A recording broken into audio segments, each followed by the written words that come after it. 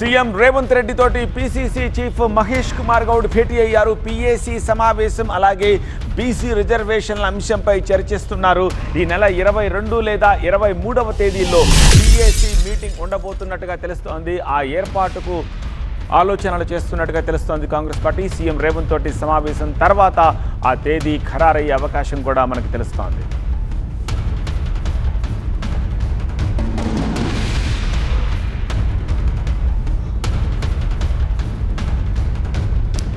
అలానే కాసేపట్లో టీపీసీసీ క్రమశిక్షణ కమిటీ కూడా సమావేశం కాబోతోంది. మల్లు రవి అధ్యక్షతన ఈ భేటీ జరగబోతోంది. పెండింగ్ అంశాలతో పాటు రాజ్ గోపాల్ రెడ్డి వ్యవహారంపై కూడా ఈ మీటింగ్లో చర్చించే ఛాన్సెస్ ఉన్నాయి.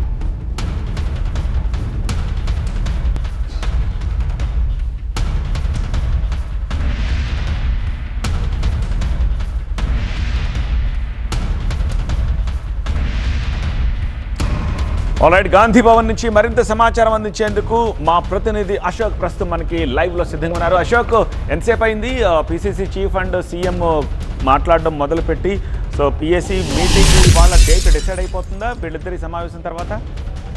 సత్య, దాదాపు అరగంట నుంచి కూడా సీఎం అలాగే పీసీ ప్రెసిడెంట్ కూడా భేటీ అయిన పరిస్థితి మనం చూస్తున్నాం. అయితే ఇది ఢిల్లీలో జరిగినటువంటి బీసీ మీటింగ్ తర్వాత జరుగుతున్నటువంటి రెండో మీటింగ్గా చెప్పాలి. ఎందుకంటే అటు బీసీ రిజర్వేషన్కి సంబంధించి పార్టీ చాలా సీరియస్గా స్పందిస్తున్న నేపథ్యం మనం చూసాం. సో ఈ నేపథ్యంలో ఖచ్చితంగా దీనికి సంబంధించిన ఒక డెసిషన్ తీసుకోవాల్సిన అవసరం ఏర్పడిన నేపథ్యంలో జరగనున్నటువంటి ఎలక్షన్స్కి సంబంధించిన ఏ విధంగా ముందుకెళ్ళాలి అని చర్చిస్తున్న తీరు మనం చూస్తున్నాం. అయితే అందులో భాగంగా పీఏసీ మీటింగ్ ఏర్పాటు చేసుకోవాలని చెప్పి గతంలోనే ఢిల్లీలోనే భావించినటువంటి కాంగ్రెస్ పార్టీ ఆ పీఏసీ మీటింగ్ సంబంధించినటువంటి డేట్ విషయంలో ఇప్పుడు పీసీసీ ప్రెసిడెంట్ అలాగే రేవంత్ రెడ్డి కూడా భేటీ అయిన పరిస్థితి మనకు కనిపిస్తుంది. దీంట్లో ఒక పీఏసీ మీటింగ్ అనే కాదు, మిగతా అంశాలకు సంబంధించి కూడా చర్చిస్తున్నట్టుగా మనకు తెలుస్తుంది. ఎందుకంటే కార్పొరేషన్ పదవులకు సంబంధించి రానున్నటువంటి ఎలక్షన్స్కి ముందే కార్పొరేషన్ పదవులకు సంబంధించి కావచ్చు, పార్టీ పదవులకు సంబంధించి కావచ్చు ఫిల్ చేయాలని చెప్పి కూడా చూస్తున్న నేపథ్యంలో దానికి సంబంధించినటువంటి చర్చ కూడా పార్టీలో జరుగుతున్నటువంటి నేపథ్యం మనం చూస్తున్నాం. ఈ రోజు ప్రత్యేకంగా ఒక డేట్ అయితే ఫిక్స్ అయ్యే అవకాశం కనిపిస్తుంది. 22 కానీ 23 కానీ ఆ డేట్లో పీఏసీ మీటింగ్ ఏర్పాటు చేసుకోవాలని కూడా చూస్తున్న నేపథ్యం చూస్తాం. అందులోనే భాగంగా అటు లోకల్గా ఉన్నటువంటి నాయకులు అని కాకుండా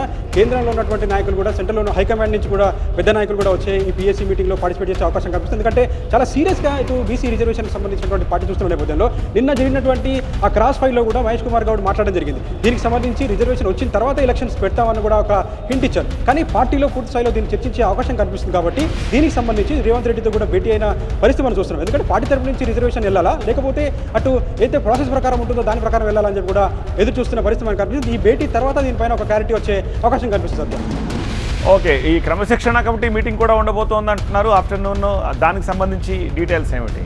అయితే ఇంకా భేటీ అయితే స్టార్ట్ కాలేదు. కానీ దాదాపు ఇప్పటికీ అనేక సార్లు క్రమశిక్షణ కమిటీ వచ్చిన దగ్గర నుంచి కూడా అనేక భేటీలు అయితే జరిగాయి. కానీ పరిష్కారం కనిపించలేదు. అనేక సమస్యలు ముందు కనిపిస్తున్నాయి.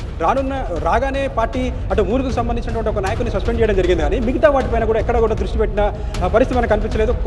కేవలం ఒక కాలయాపన జరుగుతున్న సిచ్యువేషన్ మనం చూస్తున్నాం. లాస్ట్ టైం సండే కూడా ఈ మీటింగ్ ఏర్పాటు చేసుకున్నారు. అందులో అటు వరంగల్కి సంబంధించినటువంటి నేతను కొండా మురళిని కూడా ఇక్కడికి రప్పించడం జరిగింది.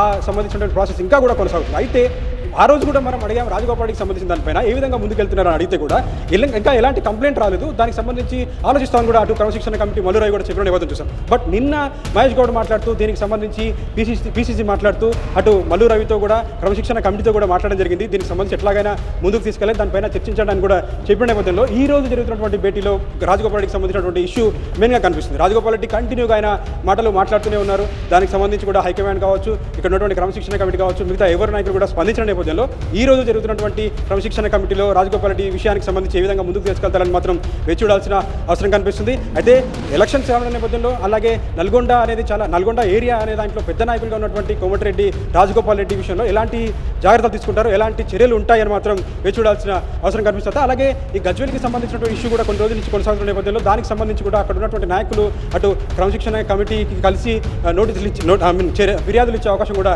కనిపిస్తుంది. బట్ ఇంతవరకు అయితే ఒక క్రమశిక్షణ కమిటీకి సంబంధించినటువంటి నాయకులు ఇక్కడ చేరుకున్నారు. మల్లు రవి ఇంకా రాలేదు. ఆయన వచ్చిన తర్వాత ఈ భేటీ మొదలయ్యే అవకాశం కనిపిస్తుంది. సత్య, ఆల్రైట్ అశోక్.